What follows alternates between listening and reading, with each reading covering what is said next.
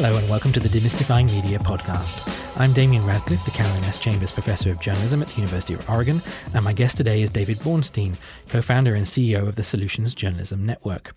David's our first speaker for spring 2018 in the Demystifying Media series, a program which brings inspiring thinkers from across the creative industries and academia to the University of Oregon. David, welcome. Thank you, Damien. So a quick bit of background about our guest. David co-founded with Courtney Martin and Tina Rosenberg the Solutions Journalism Network in 2012. He authors a column for the New York Times called Fixes, which examines solutions to social problems and how they work. And he's also the editor of 3 books, including How to Change the World, Social Entrepreneurs and the Power of New Ideas, and the story of Grameen Bank, a microfinance company founded in Bangladesh. David, you're talking tomorrow about solutions journalism and why it matters. I wondered if we could just start at the beginning, really, and define for our audience what solutions journalism is and also what it's not. Yeah, sure. It's just a rigorous framework that helps journalists understand how they can report on responses to social problems, not just the problems, but to do it in a way that is not fluffy, it's not hero worship, it's not advocacy. And, it really matters because the news tends to focus so much on pathology and dysfunction, and it leaves people feeling unduly hopeless or cynical when, in fact, there are many people responding to problems and in some cases very effectively. And why was there a need to create this network and also this approach? You know, it's interesting when we speak to most journalists and we talk about that journalism should incorporate more reporting on how people are responding to problems. Most people agree, and the question is, why doesn't it happen? And it doesn't happen because you do need a kind of mindset shift and a behavior change in newsrooms to get people away from sort of really just the habit of how journalism has been practiced. At the same time, you do need news sources. So there are adaptations to your process if you're a journalist to do a lot more solutions reporting. Your editors have to think it's a priority, not just something to have on a Sunday afternoon occasionally. So for all those reasons, it really seemed like it needed more than just lip service to get this change to happen. It actually needed a concerted effort. And so what was the process by which you came to this conclusion that it needed this concerted effort, and then you therefore put in place the instrument to make that happen? Yeah, so initially a bunch of journalists came together and we discussed, what should we do? Is this a good idea? Should journalism take this seriously? Is it important to have a category? Should it be called solutions journalism or constructive journalism or responsive journalism or whatever? That was the original process. And then we thought very quickly, this is sort of academic. I mean, we can talk about this, amongst ourselves. Let's just see what it looks like. And I happened to meet David Boardman, who used to be now the chair of our board, but he was the editor of the Seattle Times. This was in 2012. Just had lunch with him, and I said, we're coming together to do this work, and we would love to start, just with some projects with news organizations just to see what it is. So he liked the idea. He wanted to focus on education. That was a beat that mattered to the Seattle Times a lot. And he said, we've covered all the problems to death in Seattle. But if you ask most of our readers, they couldn't tell you what are the things that people are trying to do to solve those problems. So this really makes a lot of sense. So we started with Education Lab, which was the first solutions journalism series or project. And it was really, that's how the network grew. One project at a time, one news organization at a time, one partnership, learning really by practice. It's all been very, very, very much from the ground up that it's grown. And I think that's why it's spread, because whenever people have doubts and they say, is this advocacy or are you trying to, move backwards in journalism in some ways? We say, just look at the stories that have come out. Look at the series. They've won awards. They've had real social impact. They've held people accountable. So that's really, I think that's been very important to sort of make it solid from the beginning. And so how do you've given some examples, I think, there of some of the impacts you've seen for solutions journalism within newsrooms, but also you've attracted substantial funding and support from different organizations to support the rollout of your network and to train journalists to approach stories in different ways. Do funders and newsrooms want the same thing, or are you having to pitch that slightly differently? Oh, no. Funders have interests, and actually news organizations have interests too. They're just quite different. So, but where there is an overlap is a good funder, a good foundation is really interested in a particular social problem and seeing that problem solved. Sometimes, for example, with the Seattle Times Education Lab, we had spoken with the Knight Foundation, which their mission is really to support journalism and to see journalism succeed in America. It's very broad. And the Gates Foundation, whose mission in the United States is to improve public education. So we basically put together a project around what works to improve the public schools in Seattle. And initially, the editors were worried, as they are with any funding, is that they don't want the tail wagging the dog. They don't want to be told what to cover.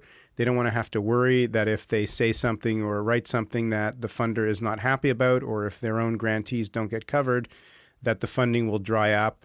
They certainly don't want the funder to coerce them into covering topics from a particular angle. So these were all right on the table right at the beginning. No editorial control, full editorial independence for the paper. And in fact, when that series started, there were, because the Seattle Times editorially had a particular position on education, there were a lot of people in Seattle who were very concerned about this, and they were ready to jump all over this with massive criticism if they felt that the independence of the paper was being affected by this. So it was very important that the first year of the project, that the reporting was very high quality and did not, have any appearance and any reality of being coerced. And really, that's why that project succeeded. They've won, two APME or one APME Media Editors Award for the engagement that they've done, but really are widely recognized as a very good series. And what about the impact on communities and audiences?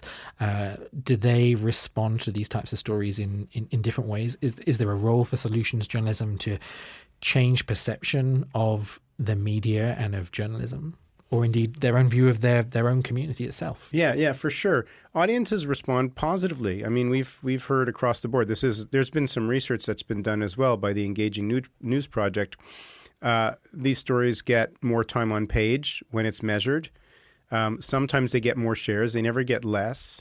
But in general, what we find from audiences, what they tell their news organizations and what they've told us is that they feel a greater sense of efficacy reading stories. It's nice to know that when there are problems in our communities, there are things that can be done about it. Even if those things aren't being done in our community, it's nice to know that there's ideas that we could source from around the country or even in other countries. But also the issue of trust has come up over and over again. There's the sense in journalism that trust is merely a function of accuracy. If we just show and substantiate our facts, then the public will trust us. And what comes back over and over is that trust, people actually say, I don't trust you only because I think you're right. I trust you because I think you have my back. And, this old adage, I don't care what you know until I know that you care. And so news organizations, in order to win back the trust of their communities, and these are communities many often that are split right down the middle politically, it's very important for them to show through their journalism that they care about the well-being of the community. It's hard to do that if every time you report on a particular community, you're only doing it because there's been a shooting or there has been a crime. It's very hard to show that you care if you practice journalism only around diagnosing and watchdogging problems. It's an important part of journalism, but if that's mostly what you do, the community is not going to feel that you really care. So the integration of solutions journalism is actually a very good way to signal and to show people we're doing research to try to figure out what's happening out there that could really help our community. And what news organizations have heard from the public is appreciation. But this does require a philosophical shift for many newsrooms and for many journalists who have typically determined what the news agenda is and how stories should be covered, had very particular approaches to certain types of issues. So how have you addressed some of those kind of cultural change elements? Yeah, so I have to say that we had so many arguments at the beginning that, journalists know that their product, the news, depresses people and makes them feel powerless. This is not a surprise. Not new, yeah. It's not news that's what the news does. I mean, I think that if the news were a pill and all the known effects of the news were given in pill form, the FDA probably wouldn't approve it. So, I mean, that's a bit of an exaggeration. But the arguments, when we talked to journalism about this, they all acknowledged it, but it didn't change people's practice. Ultimately, the one that seems to have had the most impact is if you really care about holding people accountable and you think your job one is to hold power to account especially, you can't do it just by criticizing people every day. You have to show that better performance is possible. It's being done by another city or another town or another institution, and you have no excuses. You can't just sit back there and say, hide behind your excuses or blame the families or whoever it is, all the things, or we don't have enough money or any of the excuses that officialdom often use to justify mediocre or really negligent performance. You show people that better is possible. You make it painful for them to hold to the status quo, and then you keep the pressure on. And that's a great way to sharpen accountability. And the solutions journalism becomes part of your core mission. So we're not now adding it on as a sort of a nice to have to give people a nice feeling on the weekend or something, but actually connecting it to the core mission of the news organization. That's actually been very helpful. And of course, journalists are very competitive beasts. So when they see great stories from somewhere else, it provides inspiration to want to try and top what other people are doing. And I think that the power of the case studies that you have, I think, is incredibly influential in terms of shaping journalists' approaches and opinions. But I've also found through my own research, particularly here in the Pacific Northwest, but also across the US, an understanding, an unspoken and unprompted understanding with many editors that we're going to need to do things differently. That if we're going to change and arrest the slow decline of paying for journalism and for news, then doing what we have always done, we can see the path that is projected in front of us. We may need to do some things differently. And so I found in my own research people unprompted starting to talk about the role of solutions journalism, of just needing to do things differently to represent and play back to communities a different narrative from the one that perhaps we historically have done. And that as a result of that, that might be one of the ways in which we can not only rebuild trust, but also create a product that people will pay for. Yes, I think it's true. And I think in fairness to journalists, I think journalism is grappling not only with the new business model, but with, in some sense, a theory of what journalism really has to do to help the world improve. And the rate of change today is so much greater than it was, say, 50 years ago. In a world that is generally stable, if the institutions are good, then your job is to keep the dark corners clean, and then things will be pretty good. So finding out the secrets that can harm us is a really important part of journalism. And so that is really almost a definition of investigative journalism. But in a world of rapid change where you need to adapt much more quickly, finding the secrets that could help you become much more important. And I think it's journalism is always in the business of finding stuff out and bringing that to the public. And the question of why we now need journalism to really help us adapt to far greater rates of change and to much greater uncertainty and the approaching of planetary limits for many things, whether it's global warming or the food supply or what have you. Adaptation and security and well-being are very, very closely tied. And so I think it's a way of helping news organizations really see in some ways a far greater role than they've had in the past. And of course, this is something you have always had an interest in. If I mentioned at the start some of the examples of some of the books that you have written, you have a long history of writing about change and new ideas, social entrepreneurship. How does the Solutions Journalism Network and the work you do in the solutions journalism space fit into that continuum and your general philosophy on life? Yeah. I mean, I wrote a book about the Grameen Bank in Bangladesh, which was the pioneering microfinance organization. I had covered murder when I was at New York Newsday that had a big impact on me. It was a murder of a grandmother. And I remember thinking just that day that I wanted to try to tell other kinds of stories as well, not exclusively.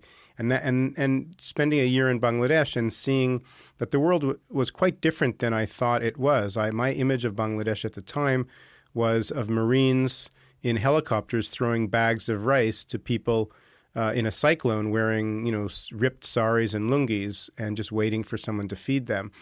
And then when I got there, I saw that there was tremendous capacity and competence, and that this organization really had a very interesting idea. It wasn't a panacea, but it was working. I had that whole experience, when I started writing about social entrepreneurs, I had that experience again. And I remember when I would come back to New York or Montreal, where I was living before I moved to New York, people had never heard about these things at all. And when I tried to sell these stories to editors, they were very hard to sell. And I remember thinking that why don't people talk about, how people are responding to problems?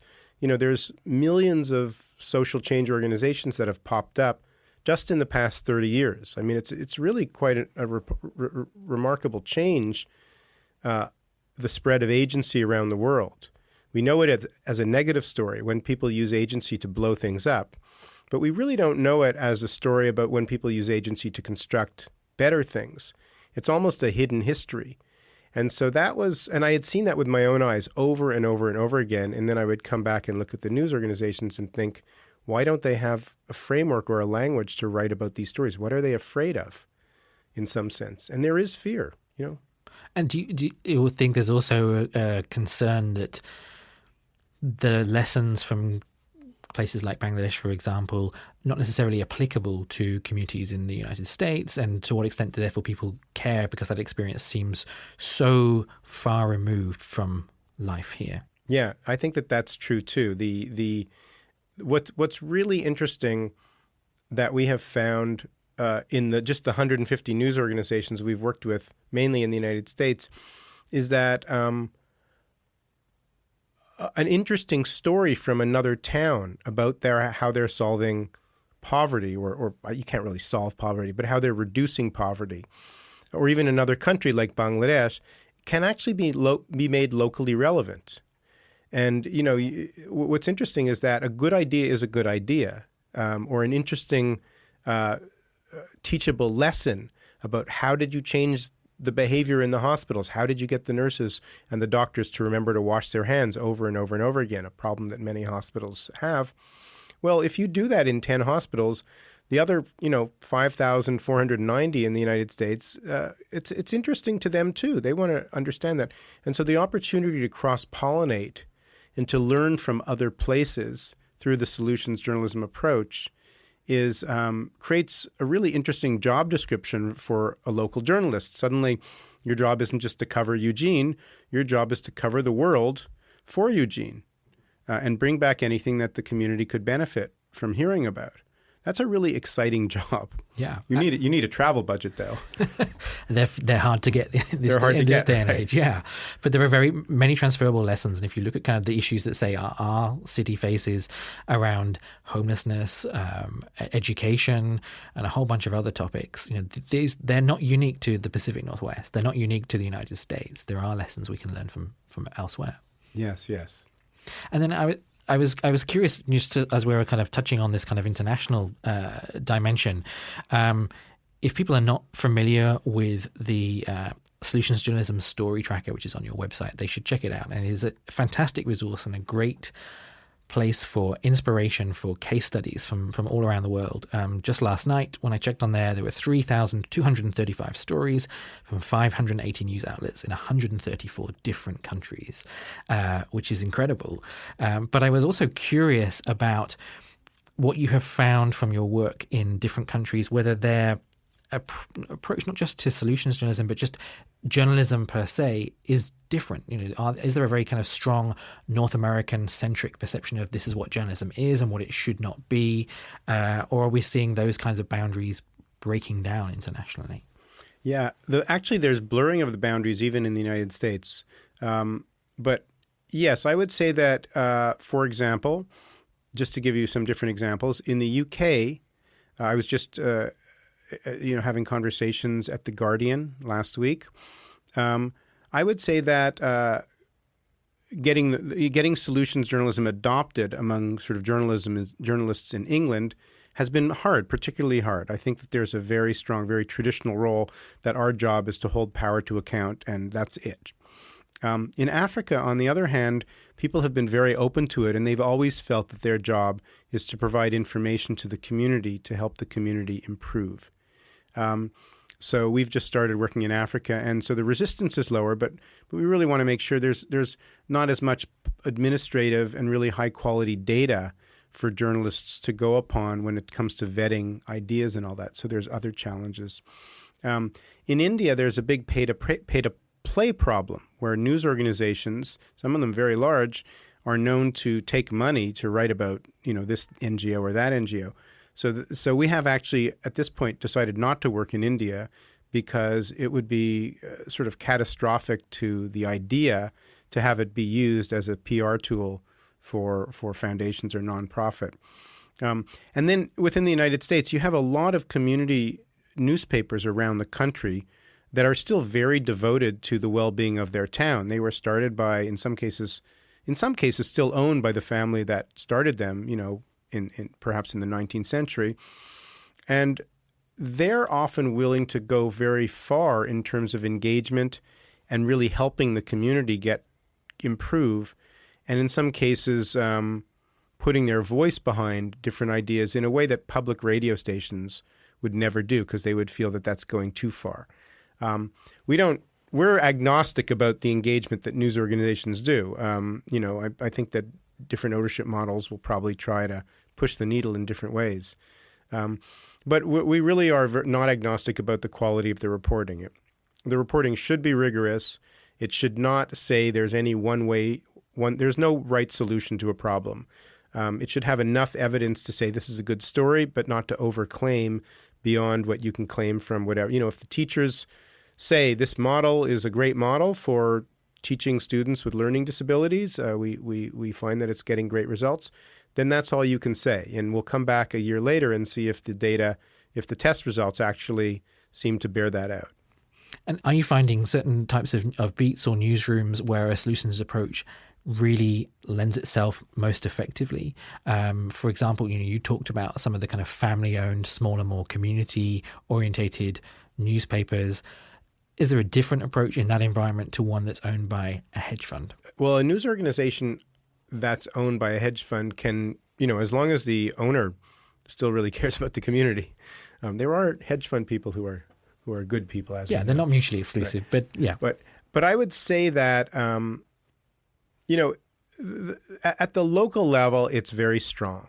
You see local news organizations very quickly get the power of being a civic actor in the community that is out there to provide information, to help us understand who we are, what we care about, and how our community can improve.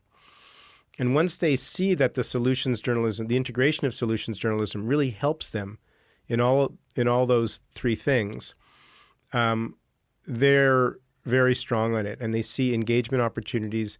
They start seeing opportunities to build business models that perhaps can involve membership, in addition to subscriptions, perhaps local sponsorship from local businesses or community foundations in order to subsidize some of the things that they want to do that perhaps may not be paid for by the advertising model. At the national or international level, it's much harder. I mean, it's very difficult to cover the Syrian civil war from a solutions perspective. But an organization like a news organization like Syria Deeply, which is actually much more on the ground, did want to do solutions journalism focusing on the civil war. And when we said, what are the solution stories?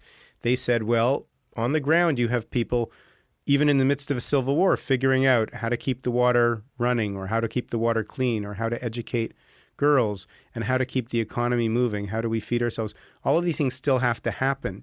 And so there's micro solutions all over Syria, even as the geopolitical story is still one of, the world not really doing what it needs to do to stop the war. So at the larger geopolitical or political, the larger political stories are often harder to cover from this lens. The local stories often really lend themselves to learning from others around you. But there are also those perspectives like the ones you've just described from Syria, ones we don't tend to hear. And they're actually incredibly important, inspirational stories in many cases. And we do need a kind of richer understanding of some of the complexities of the world around us. Yeah, I mean, you're 100% right. And I think one of the worst things you can do is to treat people is to cover people always as victims, whether it's climate refugees in Alaska, or political refugees, or poor people. Journalism its theory of change is almost that if people know what's wrong and if they're outraged enough about what's wrong, the stuff will get fixed. And actually the stuff, part of like the completing that theory of change is, and if they also know how things are getting fixed, maybe the stuff will get fixed.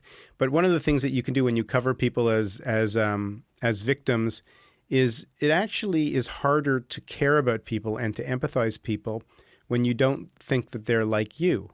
And people don't like to think of themselves as victims. So it's really actually hard to connect at that, mirror neuron level with people who are so otherized through the news. So showing Syrians competently solving their own problems on the ground, even at a micro level, I think a lot of journalists fear that if you write that story, you're going to make people complacent. You're going to make them think we should. Syria is solved; it will sort itself out. Yeah, we don't have to be as vigilant anymore. Writing a solution story doesn't let people off the hook, but it does show that these people are competent actors, that they're, just like I found in Bangladesh, these people actually are a lot smarter and competent than they are portrayed, and it actually makes you care more about them. So I think that's money that journalism is leaving on the table right now. And also for communities closer to home, there's an important role in reflecting back the lives and interests of communities that in many cases they will feel just is not currently reflected in current coverage. Yeah, for sure. We hear that all the time. Do you trust the news? I write for the New York Times. Do you trust the New York Times? Well, yeah, I think it's accurate, but whenever you come to cover us, you cover us like we're a bunch of, we heard this in Alabama, you cover us like we're a bunch of ignorant yokels. And I think people are very sensitive about the way that they're depicted in the news, and particularly in today's polarized environment, people just think that, they're going to be made to look foolish if they have a particular political perspective in one place or another. And does that mean then that sources are perhaps more amenable to engaging with the media and participating in interviews and so forth if they know that the approach is going to be perhaps more balanced than perhaps they perceived it to be in the past? I mean, it depends on the source. If your source is a lobbyist in Washington, their goal might not be to see the problem solved. I shouldn't put down all lobbyists, but some lobbyists. But if your source is somebody working, to try to solve a problem, and if they're basically a good faith actor in that process, which I would say is most people, then for them to know that you're interested in how are you trying to get this problem solved. You're not interested in just writing a story about the graduation rate has not gone up. You're actually interested in what's their process. You're curious about what they're trying to do, and you're going to report on it in a fair way. If they get a good result, then you're going to say they got a good result. If they don't get a good result, you're going to say they tried and they did this for 6 months and nothing changed. And, what are you going to do next? And you'll give them a say in we realize our assumptions were wrong. It didn't work. And, next year we're shifting, which is pretty much the truth. And so once sources realize you're actually interested in covering them, through their and interested in their process, they share information more readily. You get better journalism.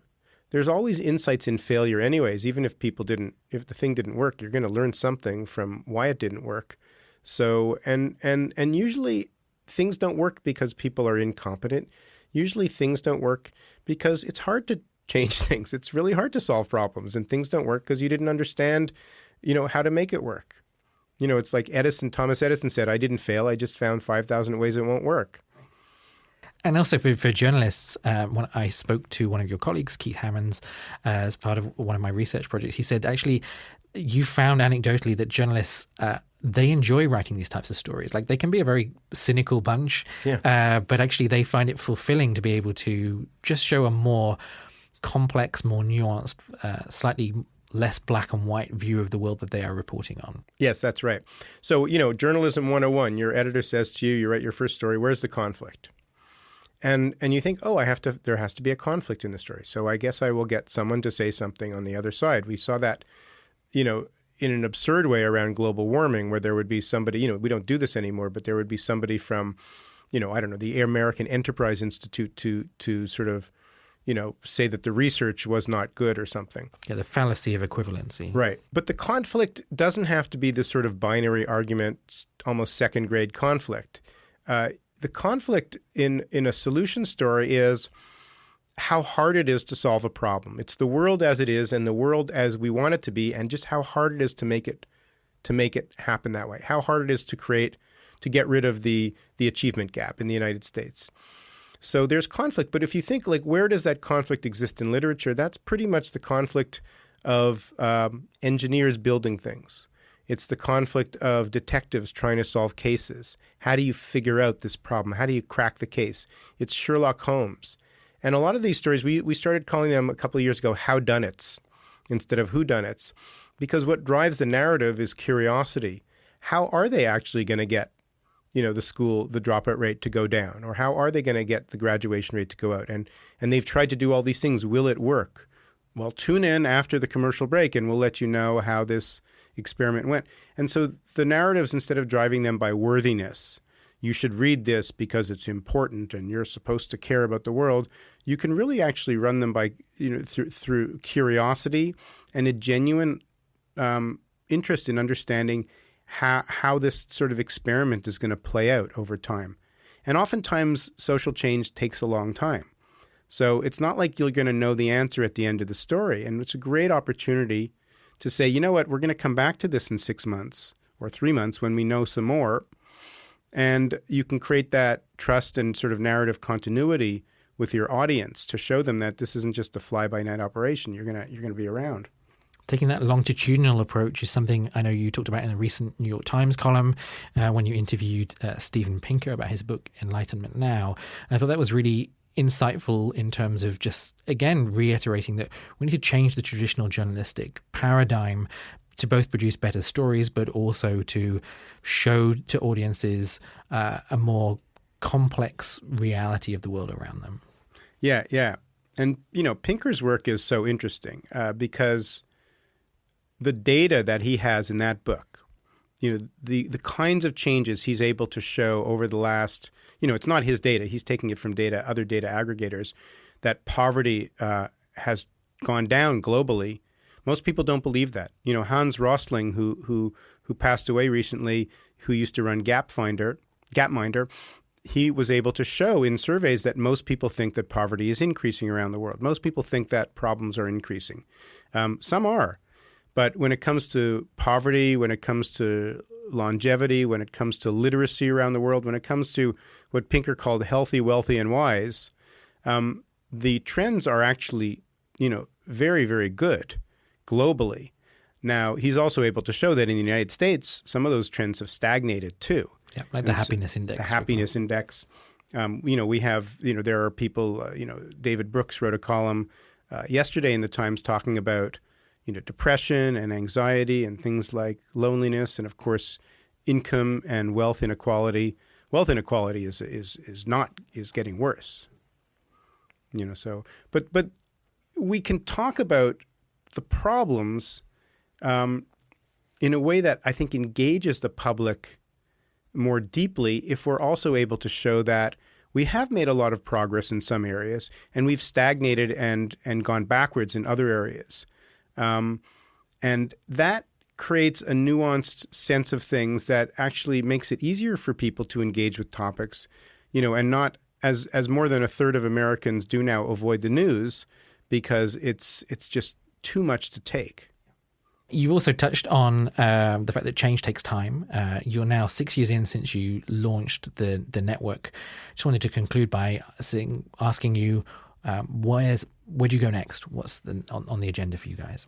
So we're hoping to double the number of news organizations that we will have worked with by 2020, and to work with tens of thousands of more journalists through the network that we have. We have a lot of tools on the website that soon to be in 7 languages to help journalists sort of get a sense of what this is. Working with more journalism schools, we're hoping that the Pulitzer Prizes creates a category in solutions journalism. We've just started working in Africa, as I mentioned, and in Europe. But basically, our goal is ultimately to put ourselves out of business. The Solutions Journalism Network does not have to live forever. It's really helping to get journalism to integrate this into the news. So eventually the category of solutions journalism, doesn't have to really exist. It just becomes journalism. Just becomes journalism. Right. Yeah. Well, that sounds like a great optimistic note on which to end. My thanks to our guest today, David Bornstein. A reminder that you'll be able to catch David's full talk and other materials related to his presentation and his visit to the University of Oregon on our website, demystifying.uoregon.edu. In the meantime, thanks once again for joining me today, David. Well, thank you, Damien. It was a pleasure.